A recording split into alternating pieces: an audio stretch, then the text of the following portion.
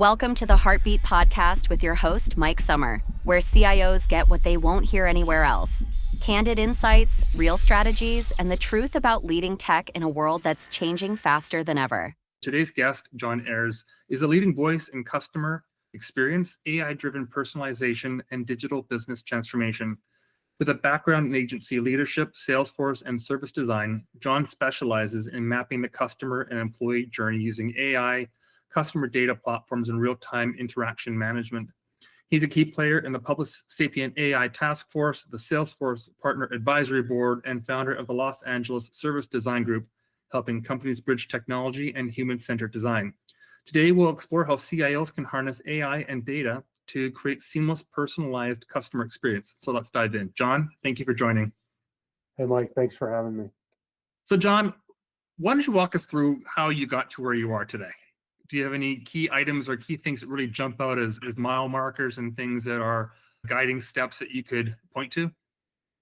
Yeah, just in fact, it's an interesting topic. And the reason I say that, I didn't design kind of the path that I've taken, but it's interesting looking back that I've really been kind of, because of where I entered the work world in time and in historical thinking, I entered when the personal computer was exploding, the Macintosh came out, and desktop publishing was happening. And I was a very young, early 20-something doing desktop publishing when no one really knew what it was. And I saw kind of the disruption that I was having, or it was being done onto people. And then fast forward, I saw some of that being realized in advertising, the capabilities of technology in advertising. So I spent the first good part of my career in creative strategy and marketing and campaign development. I then got into the music industry. I was working for Warner Music Group for years, and it's right when MP3 file compression was happening. And this is like Napster came out before Apple iTunes. Push forward a few more years, and I find myself in the entertainment industry when the VHS was moving to DVD, to Blu-ray, to streaming at an accelerated pace. And then one more step, if you kind of continue through, I saw the same thing happening when I got hired by a university to run all their integrated marketing, and things like Khan Academy and Coursera and Udacity were coming into play. So if you look at that arc, every time I've kind of moved forward, I've noticed I've been around digital disruption. So when you think about where I started in traditional agency and kind of what I've observed and kind of where I've really been at the intersection of creative and technology, but also in digital disruption. So that's really kind of the path that I've taken, and that's kind of where you find me today.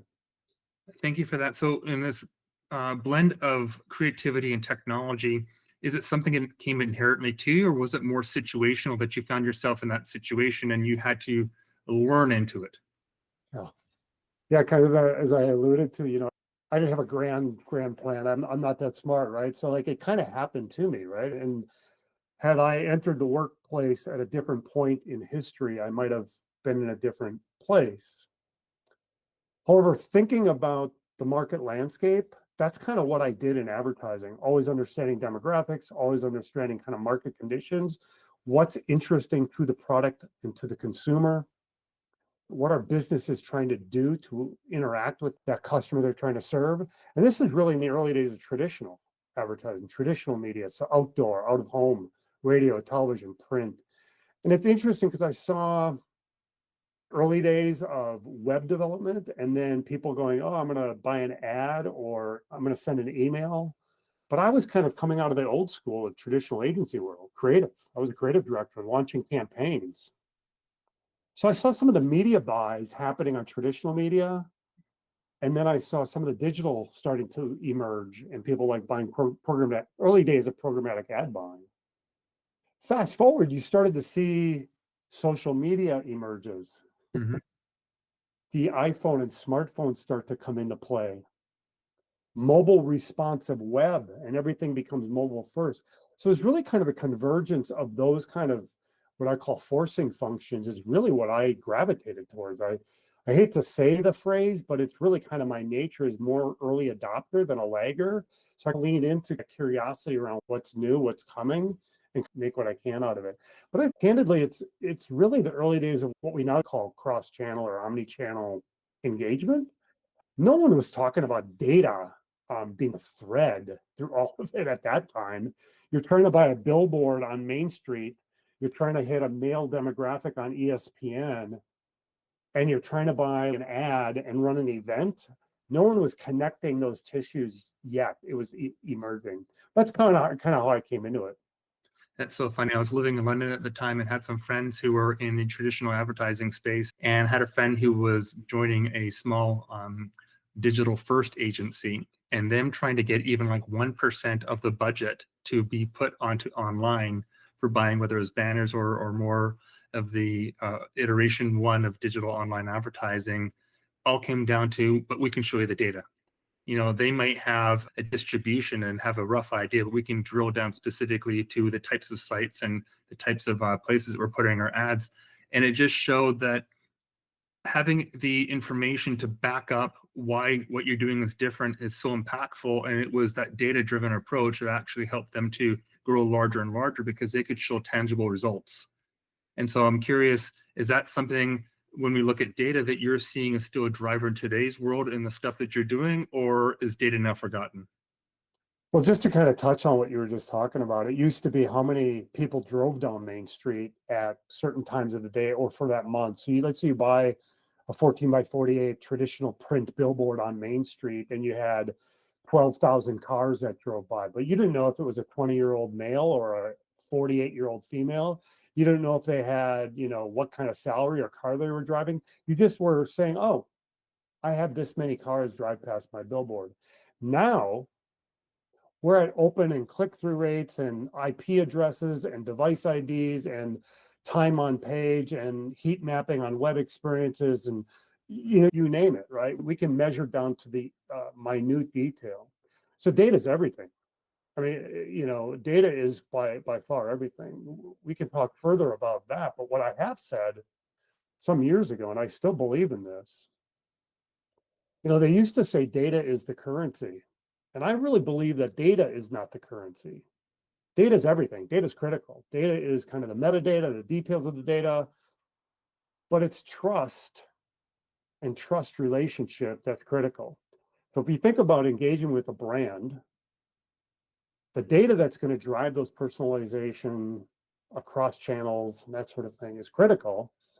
But if you feel like you've been kind of like taken, you don't care how personalized something is. So having that trust relationship is really kind of where we've come to. One last thing around measuring eyeballs and opens and clicks and time on page and kind of IP addresses and who's watching what when, even down to the Netflixes and Amazons, you're starting to see accounts and who's watching what when. So it's not just the device ID, but it's this person in that household who's watching this content. It's that granular.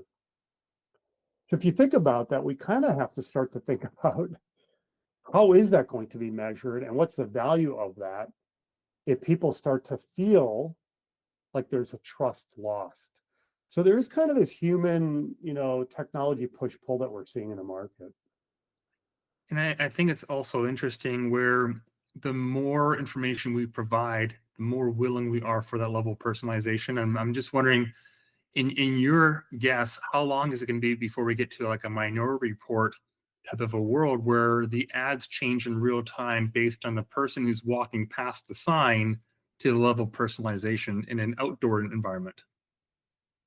Well, I think we're there. I mean, we're seeing open real-time kind of content development in prototype.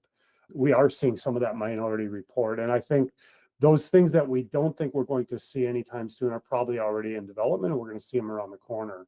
One of the things I noticed around this kind of CRM, this broader CRM, customer relationship management umbrella, that's becoming a bigger umbrella around a lot of different categories of influence or categories of engagement, such as commerce or marketing or customer service. And when you start to think about that, it's not just about kind of content in the real time for marketing, but it's also about all the other touch points someone might have. So if there's a customer service case, this is a really easy way to explain it to when I speak to customers about it. And someone has a problem with your brand and there's a customer service, you want to suppress that communication before you market to them. You want to resolve it. Also think about it when you maybe see some advertising that's being pushed to you because it is being done in real time based on the data. Hey, I know exactly who John or Mike are, and Mike's searching for a hotel in Hawaii for a trip for his family. Well, let's say you take that trip. Let's say you went on a trip and you come back and you're still seeing ads for hotels. So there's personalization that's gone awry. In fact, what if you had a great experience or a bad experience and they're still trying to sell you advertising? They're still spending advertising to sell you. One, they're bruising their brand. Two, they're spending money on someone who's already converted. Three, they should be upselling you for your next trip. There's a lot of things going awry. So that kind of personalization about data, whether it's in real time or not, I think there's some low-hanging fruit that we can think about solving, but the real-time stuff is already coming. I mean, we're seeing some of that early stage already. So I want to go and just ask you about some of the lessons that you've learned. So we've all had tough moments in life, and it really ends up shaping how we lead.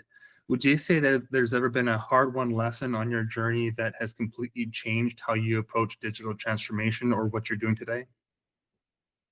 Yeah, I mean, I think one of the things that I've seen around digital business transformation is there is a sense that, and I kind of felt like this early on, you kind of have to have everything in place before you can really start to take that on. It's really the opposite of what you should be doing. Like giving everything in your house in order before you can start to move forward with some kind of transformational experience is really the opposite. What you really should be doing is thinking about the stakeholders and the principles of what you're trying to achieve and where you're headed. And one of the things that I've noticed, I think about lessons learned, I'm now, we might talk a bit about AI here, but one of the things that I'm starting to really kind of come to terms with in the space we're in, we have to rethink everything. I mean, the linear journey, the orchestrated funnel, leveraging data to do personal, like, yeah, that's all great, but some of those founding principles are still there. But I do think we have to rethink everything. We have to rethink roles, skills, responsibilities. One of the things that I've recently been hyper focused on, Mike, is that we have something around like a kind of a data orchestration. So when a individual is trying to engage with a brand, product, or service, or an audience is considering engaging with a brand, product, or service, they go through an experience. They go through searching, researching, engaging, and they might be an anonymous prospective customer. But eventually they become known. They download a white paper, they fill out a form, they go to an event, they become a known, what we call first party engaged individual. So instead of just being a broad unknown, they become unknown to very much a first party owned customer data. And then that experience starts to become more one-to-one. We can email Mike and or John and we can do customer service because Mike is happy or not happy, and we can upsell and cross-sell, and we can actually understand kind of behaviors of audiences, but also down to the very individual level. But what I'm seeing is we're seeing a convergence, and I almost call it a strategic inflection point.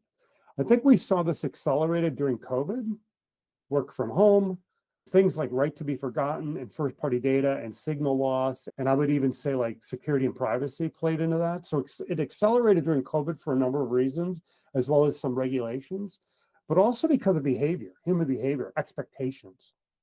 What I'm seeing now is you have different stakeholders and team members doing different activities.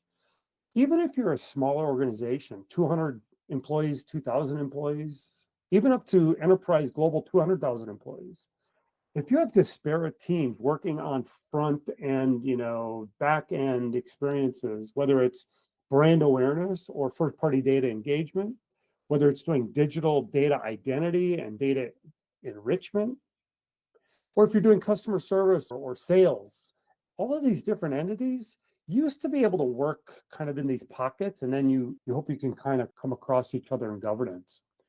So I'm really developing something that I'm referring to as a data flywheel. The data flywheel is really becoming a forcing function where everything sits around this data flywheel. The principles are still there, but it becomes a forcing function for these teams to coalesce around a single source of truth, a unified profile, unified data set, but also a governance of how they're moving their business forward. It's really powerful when you think about those mid-sized companies who are looking to kind of understand their early learnings of a startup in their growth in the new world of agentic and data. Something you and I were both exposed to is the speed of a startup with the scale of an enterprise. And you mentioned governance, which is a term that you and I have both experienced on many occasions. Would you say that there are fundamental items that a company needs to get right before they start looking at digital transformation, or before we get into the world of AI? Are there certain things that companies need to have their books in order, so to speak, before they start exploring pushing the envelope on what's possible?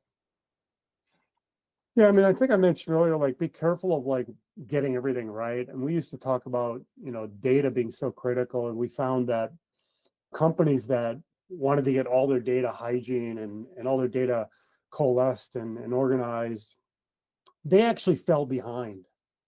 Those companies that had their data in a good enough place would move forward cautiously, knowing that they had to kind of constantly move forward with data hygiene. So you think about transformation, I would almost take that same approach. We're actually seeing some successes around this where those companies that think about where they're at today and where they want to go, we almost think about imagining the future and a future state, say 2 months or 2 years from now, depending on how you want to look at it. But what does that future state look like? Where do I want to go? Where do we want to go? But what I would say is bring some tactical kind of, thinking behind that. So one of the things that I would say is use cases. Try to figure out where your use cases, or what we often refer to as value pools. Where are the value pools? What are the use cases? And start to bring those up to the surface. You'll start to see them in pockets of your business of a specific use case that you think are high, and you start to measure the level of effort to deliver on those value pools that are going to drive your business forward. And also, not just the level of effort, but the return on the investment. The other thing I would say is, I think in the intro, you mentioned a lot of the service design work. So in my early days, between kind of the creative marketing and advertising background and moving heavily into the technology space, I spent the first half of my career heavily in the Adobe stack, quite honestly, in the creative suite. And I hate to say how early of days, but I literally cut my teeth on very, very early stage Adobe. The last 15 years or so in the Salesforce stack. And between those two worlds of creative and kind of the world I'm in now, around kind of omni-channel, engagement and leveraging AI, I spent a deliberate amount of time around customer journey mapping and experience design and leveraging like principles of design thinking to unpack complexity.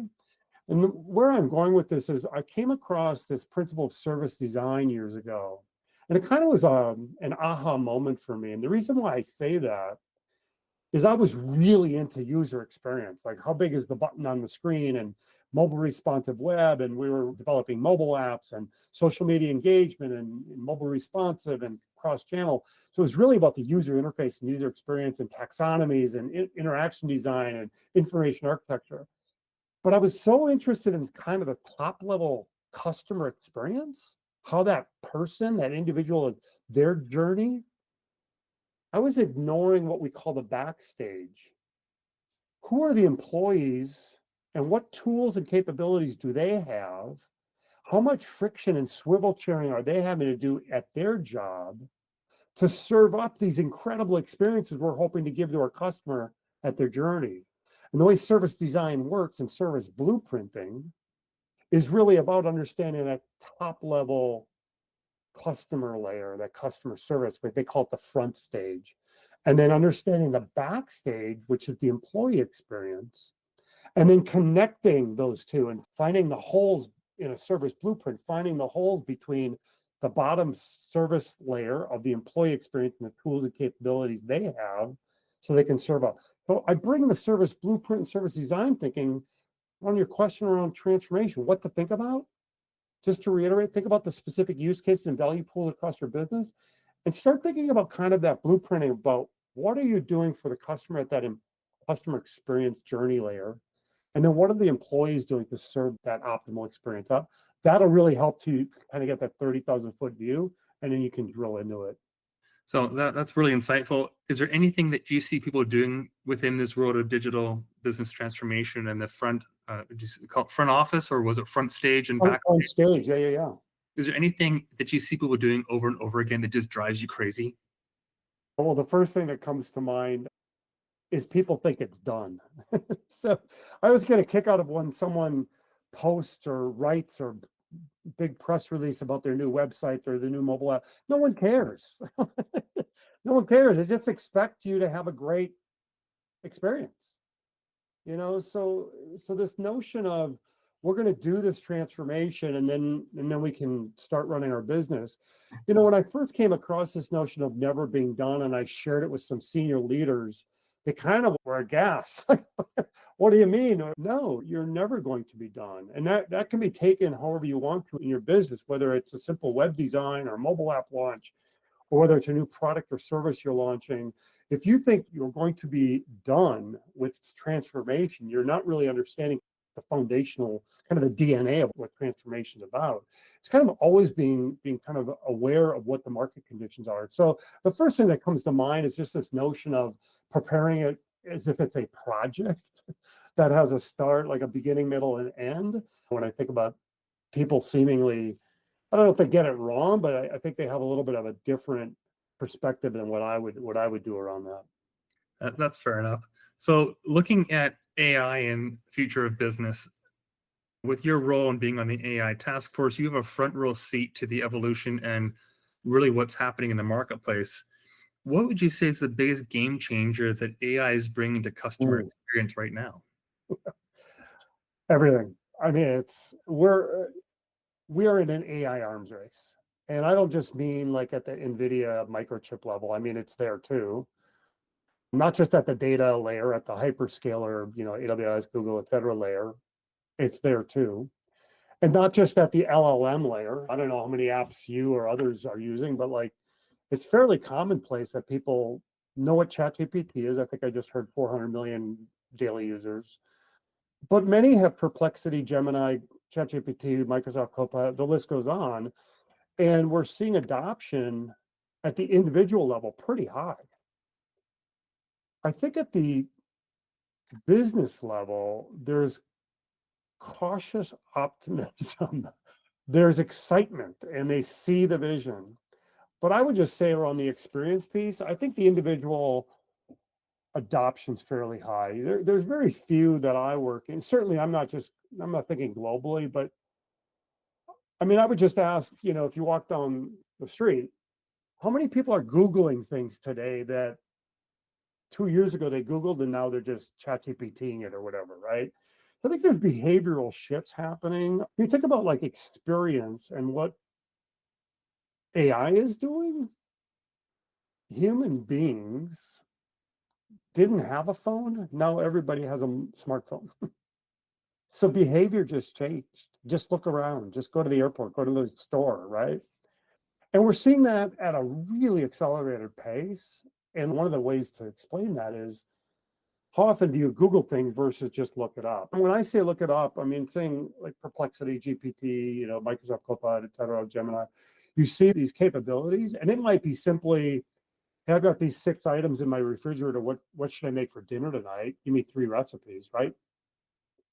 Or it might be in the medical field, and it might be a pancreatic cancer researcher who's saying, I want you to do deep research on this particular case, and I want you to use this kind of insights from these kind of, you're seeing it from all ends of the spectrum, of the simple like Google search around recipes to high intensity, deep research fields. So I think just around the experience, I'm just seeing the adoption at the individual level growing, and that's gonna move to the org level and enterprise level. I fully agree with you. And I think it is forcing shifts in how businesses are run. Like you said, you used to Google things. Well, Google's model is you search and there's advertising that's presented to you, and you go to a website and there's advertising that's presented to you.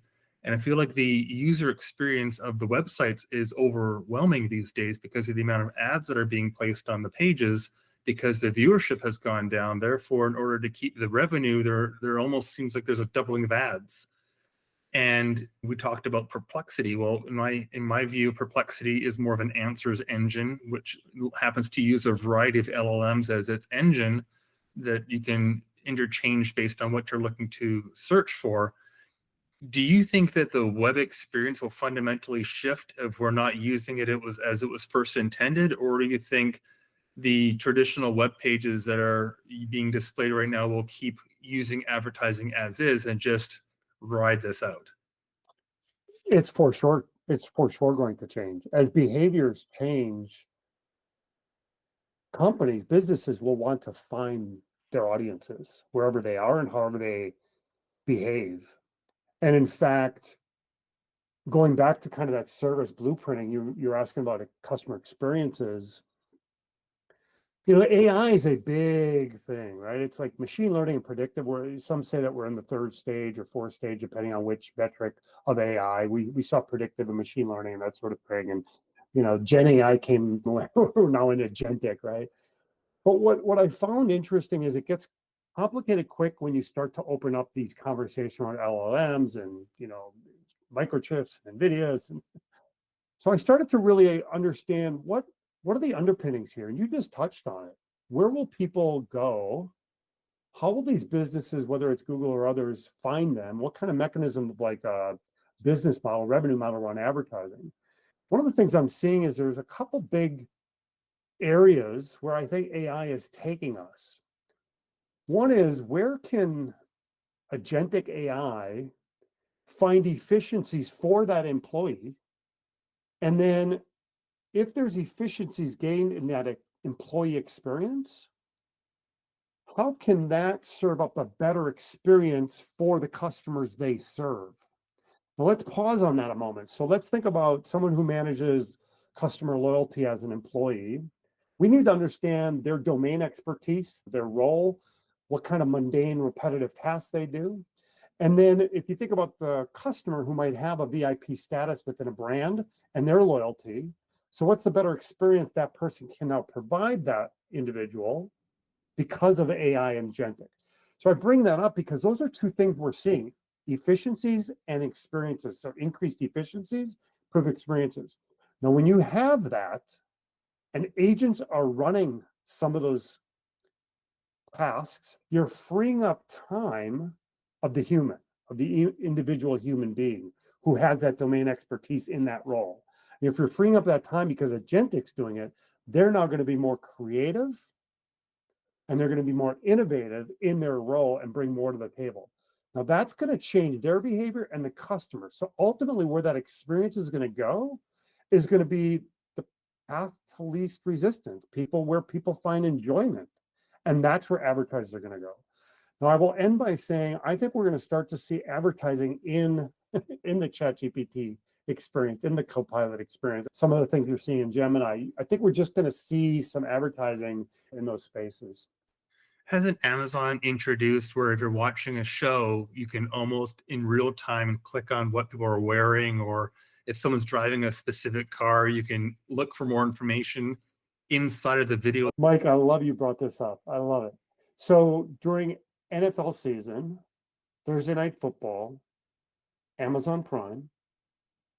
If you have Amazon and you buy things on Amazon, I buy a new pair of shoes, gets delivered. I also happen to be watching Thursday Night Football on Amazon. And now they know that I bought a pair of shoes. They know that they weren't $20 shoes, they were $200 shoes. They know they were men's, not women's. They know that I bought them from the West Coast, not the East Coast. They know a lot about me because of my purchase. They also can manage my profile. Oh, this individual's watching Thursday Night Football. And to your point, yes, they were testing, and I actually did some research on this. Geico ad would pop up, and there would be a little overlay on Amazon showing a click. If you took your remote, you could click on it. Now, depending on who owns your Amazon account, if you're in a family of four and one of your head of household owns the Amazon account, if I click on that ad for that pair of running shoes or that insurance, that ad will send an email to the account holder. So if your 18-year-old daughter's watching a show, they might get an ad but the email might be sent to mom who owns the account. So there is an interesting kind of challenge there. But it's so interesting you brought this up. I brought this up in the last few months since I was doing some research on it, because it is one of the most powerful closed loop ecosystems we're seeing in the market right now. They kind of own the entire end to end at that point. I'm curious in your thoughts as we push more towards the digital experience and websites and every single thing we click on producing more and more information on us. Do you think there'll ever come a time where we almost go in the opposite direction, where we go back to the fundamentals of turning off the TV, turning off the phone, and getting away and spending time with people face to face, going to more of those traditional ways of, not having TV on or not having screen time on the weekends, not consuming social media because of how overwhelming it is? Do you think as the American culture, there will be ever a time where people say enough is enough and switch off? Or do you think it's going to be an always on for everyone all the time? I don't have, I'm not Nostradamus. I don't have a crystal ball.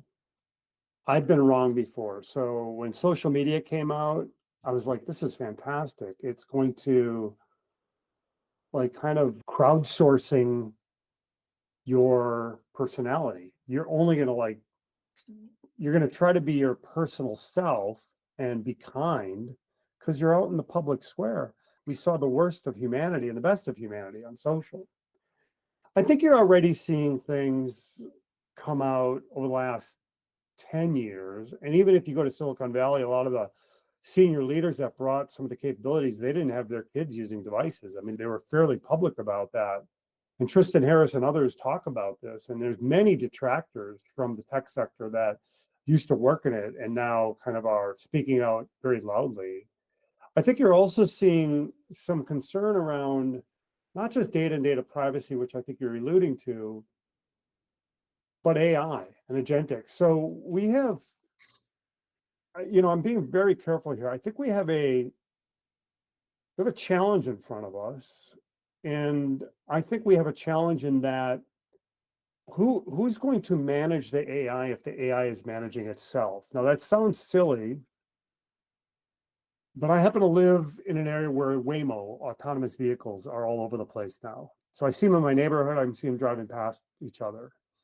So if you have multiple autonomous agents, think about that in a business, think about that in your mobile experience or your web experience. If autonomous agents are communicating, we have to be very careful of that. Now, I don't want to get ahead of myself and kind of dive into areas that I'm not best versed in. But I think there's a lot of real serious thought leaders having very much concern around that. You're seeing some of those things being talked about governing the amount of chips and GPUs people can have to process. I think that is kind of the Oppenheimer moment we have to be very careful of. In fact, I've actually recently, I can't remember who said it, but basically was asking some of the senior AI leaders who are running some of the largest companies that we're all familiar with, which one of you think you will become the Oppenheimer of your time? And I think that's a very real question. So I think we have to be careful. I'm saddened when you see, 4 people who are friends at a table and no one's talking, they're all on their phones. I do think the pendulum swings. So let me just say that. I do think the pendulum swings. I would agree. And hopefully they're all texting one another at the table and not texting someone else. I think what you just said, which is critical, is, humans like other humans. And I think that's where the pendulum is swinging to. And that's what I meant by people disconnecting and just getting away from it, is getting back to the fundamentals of trust. And I think that the yearning that people have right now to be around the people they trust, the brands they trust, the experience they trust in a world where there's a lot of artificial and a lot of automation and things that don't feel personal is going to be critical. And I think if someone can find a way of blending the two, but increasing trust while creating a better experience, is going to be the organization that will truly win, because I think fundamentally that's what we're all searching and yearning for. And I just don't know how we achieve that. But I'm wondering on your thoughts, is that something that resonates with you? Yeah, I mean, some of the business side of this, Mike, is about some of the things we touched on, like how do you leverage data to provide more personalization? And now on the personalization side, a lot of companies can deliver personalization. Very few can deliver real-time omni-channel personalization at scale. So when we think about the business side of it, yeah, data, AI, accelerating efficiencies, providing more personalized experiences, meeting someone in the moment, anticipating their needs. Yeah, that's all fantastic. I don't want to see an ad for a $200,000 Maserati if I can't afford it. Send me an ad for a vehicle that I'm looking at, right? So we do like those personalized experiences. So on the business side of it, I think we're still going to drive towards that very personal experience. And it comes down to it's a value exchange. So what value does that business have for me as a consumer, as a prospect or a customer? What value are they giving to me that I feel comfortable giving them my time, my data, my email address, potentially my credit card, my physical address? So that is kind of that value exchange, or sometimes we'll call it a consent relationship. I consent my information to the company because I value in what I'm going to get in return. So that's the business side of it. I think that's very true. I do think, and I start to get a little philosophical here, I find in my own behavior, the noise, the chaos, the future that we're living in. I jokingly was talking about kind of how I got into this space, and I saw in my life just the pace of change just growing. If you go back in time, agricultural revolution, industrial revolution, and even the kind of the computer revolution from like the 50s, these big mainframes the size of a house, right? Down to the personal, those took centuries or decades. So the human experience could adopt and adapt over time. And I think when I hear about psychologists, some of the folks that I follow around AI and disruption and kind of the human condition, what I think they're talking about, and I find in my own life and my own family and my close friends and family and colleagues, is it's the pace of change.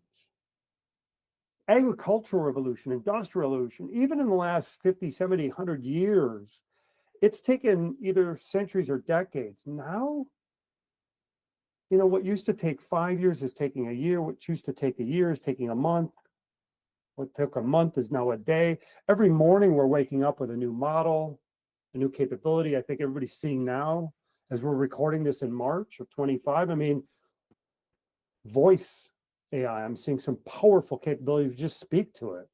Why will we need phones or laptops or tablets if there's just a device on my person that I can speak to and it can communicate back to me? So there is something here about the human experience. What I found was it was very disruptive for the human experience. Really powerful to see things here, and you're seeing this with Meta and some of the Apple, some of the virtual experiences. The big problem that I've had with kind of those wearables like that is exactly what you're touching on. It's disrupting this human experience. I think if you went back in the 60s and 70s and said, yeah, COVID's going to happen and everybody's going to do remote, it's going to be like Star Trek where I think people thought we were crazy. So this is comfortable, right, where we can talk over screen, but it's still human. So I think we're gonna always gravitate towards that. That's very primal, by the way. It's very primal, the human condition. I couldn't agree more. And I think that human, just meeting face to face and sitting down, I think is fundamental. And just one last question for you. So you've accomplished a lot in your career. And at this point, what would you say keeps you excited and motivated?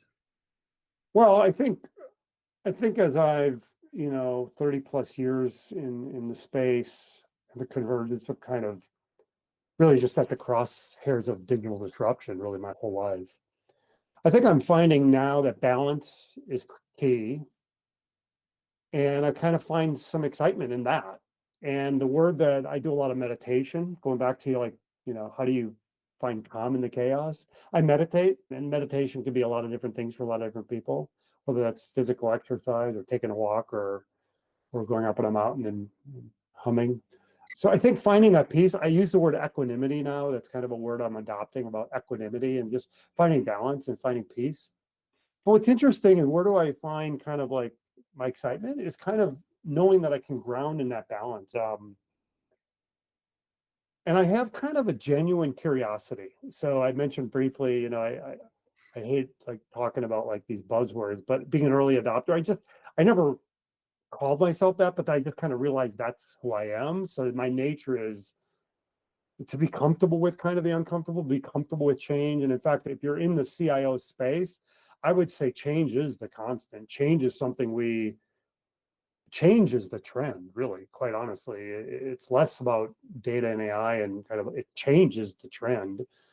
So right now, Mike, I think it's curiosity. My curiosity keeps me driving. I almost have a childlike approach to business problem solving. So I try to take kind of some of the things I was just sharing around my experience, how I got here, what I've been doing, both in the creative and technology space, but also in transformation, leveraging the capabilities and tools, data and AI. Now, of course, I'm driving a lot of it, but try to bring kind of some of my balance to that and my curiosity. And the last piece I would say, sometimes I think of life as just really about learning and teaching. So I wish someone, when I was in my 20s, kind of coming out of college, trying to figure things out, I wish someone would come to me. So I mentor quite a few younger folks, and I really enjoy that. Just having candid one-on-ones, sharing some thinking, asking what they're thinking, what they're challenged by, just being a good listener, but a genuine curiosity and seeing where this is going. Well, John, those are such wise words, and I really appreciate you jumping on today's podcast. Thank you for sharing your insights, and I really appreciate having you on. Fantastic, Mike. Thanks for the time.